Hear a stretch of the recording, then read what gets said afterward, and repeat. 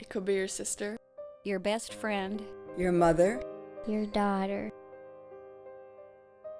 It could be you.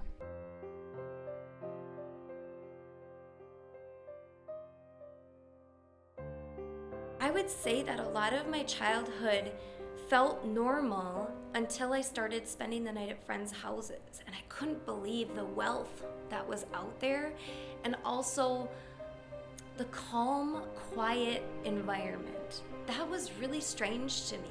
In my home, things got loud. People would fight. We'd have friends coming in and out of the house all the time. The first time I felt out of control, or like in danger in a way, I remember the first time he called me a B word.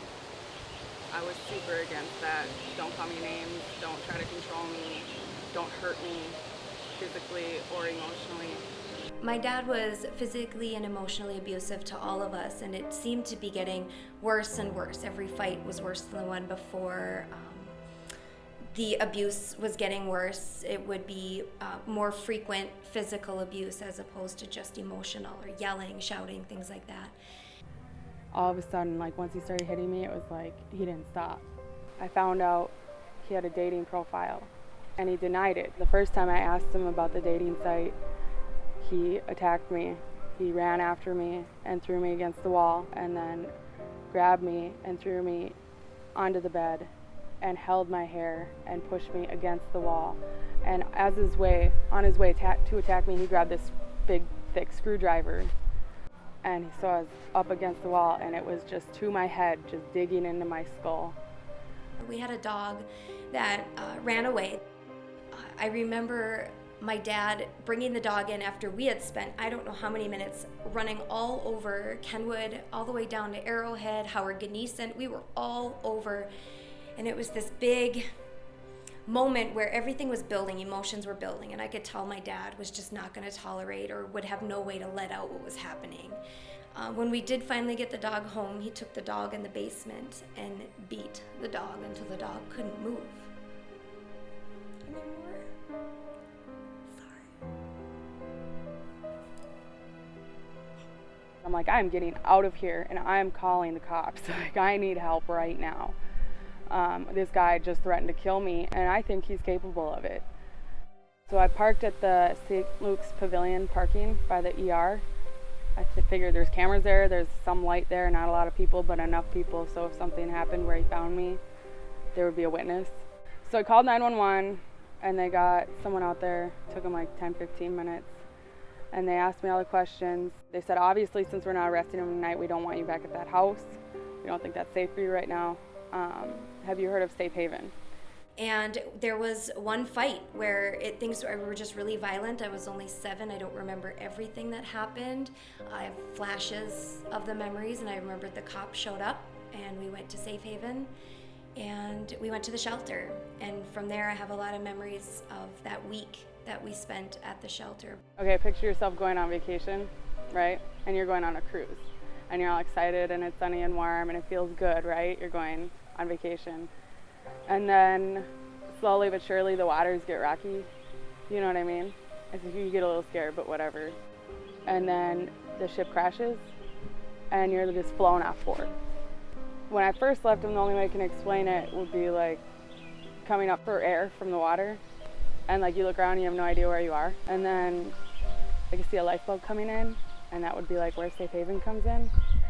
It felt really safe because it was like we had to get let in. And it was scary though, because I was used to being on edge all the time. So going to a place where I knew I didn't have to be like that was uncomfortable, but a good feeling at the same time. Does that make sense?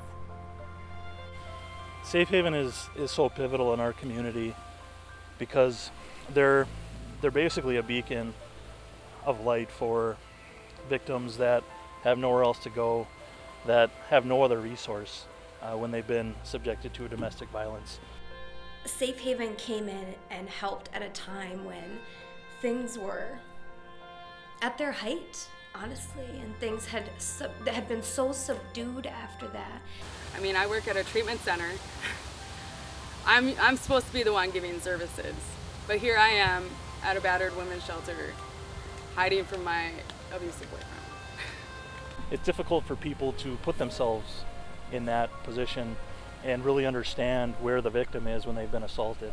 You know, we're there for a snapshot of time, and they've been dealing with this for, 6 months, 2 years, 10 years, 20 years.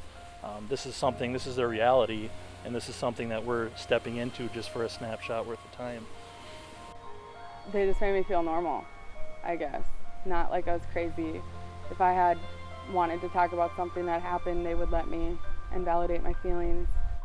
I think it's important to the community because it's somewhere safe for women and children to go, and pets. There's lots of pets there too. And then they tell you exactly what you need to do if you're willing to put in the effort to do it. Us being able to call Safe Haven in to work with victims right away is an invaluable resource to the police department and to the victims, so that we can best get them served with what their needs are, help them on the start of their healing process, help them on the start of the legal issues that are going to be going on with the criminal charges. Safe Haven is a resource for parents, but also the children. When I was in the shelter, they didn't have to take me to the movies. They didn't have to give us all haircuts. They didn't have to, they really honestly didn't even have to hang out with us. But the staff that work at Safe Haven, they care and they give and they participate and they are present. I was at the shelter. This isn't something to tuck away in a drawer and put away. It's something to talk about and share with people. It's important. It could be your sister. Your best friend. Your mother. Your daughter. It could be you.